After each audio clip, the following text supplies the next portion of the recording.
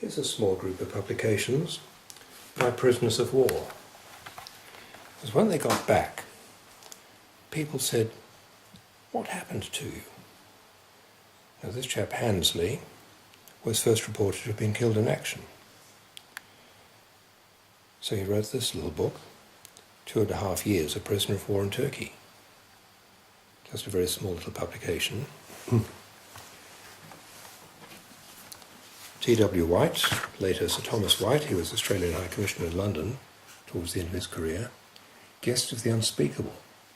There was a phrase, the unspeakable Turk. It comes from the crisis of the 1870s, when it seemed as if there would be war between Britain and Turkey.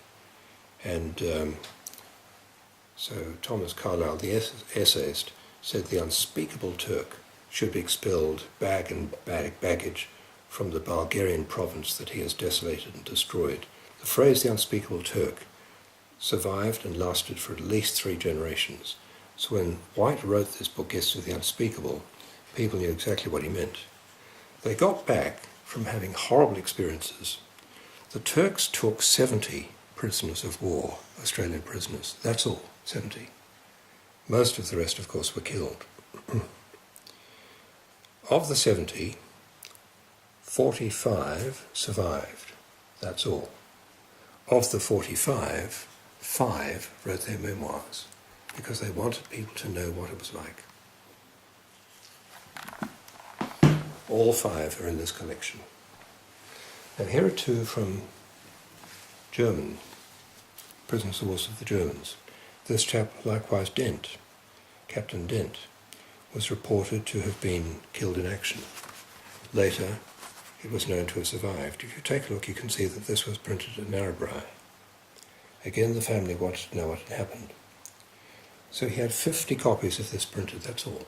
This is one of 50. 14 months a prisoner of war, badly injured. This man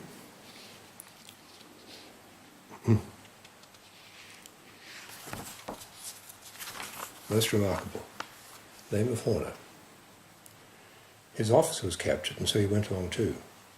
He had an amazing knack, even on a foggy day, if he could see a little bit of starlight, he had an amazing knack of knowing exactly which way to go.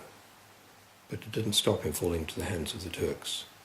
But on the way back, wasn't he thrilled to see the Southern Cross? That's his first view of the Southern Cross. He gives the date, he gives the latitude and the longitude, and the date was Anzac Day 1919. He quotes from the hymn, "Lead, kindly light, amid the encircling gloom, lead thou me on. The night is dark, and I am far from home. Lead thou me on." And the hymn inspired him during the years of captivity.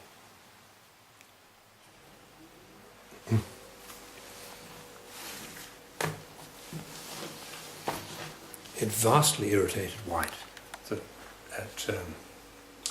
people coming back from Gallipoli had the impression that the Turks were an honourable foe, because he didn't find them so.